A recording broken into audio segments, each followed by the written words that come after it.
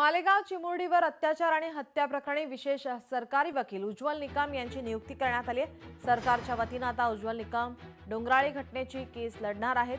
डोंगराळी गावातील चिमुकलीवर झालेल्या अत्याचार प्रकरणी गेल्या काही दिवसांपासून आंदोलन होत आहे।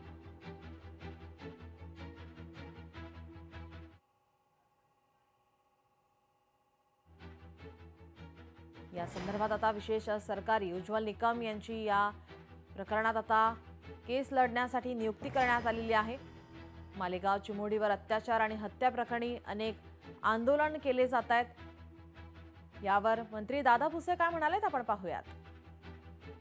फास्ट ट्रॅक वरती केस चालवणं आणि स्थानिक त्या कुटुंबापासून तर आपल्या सर्वांच्या ज्या भावना होत्या की ज्येष्ठ विधी तज्ञ ॲडव्होकेट उज्ज्वलजी निकम साहेब यांच्या माध्यमातून ही केस लढवली गेली पाहिजे आणि त्यांनी आणखी इतर पण काही चांगली माहिती आम्हाला दिलेली आहे आणि याच भावना आपल्या सरकारच्या पण त्या ठिकाणी आहेत।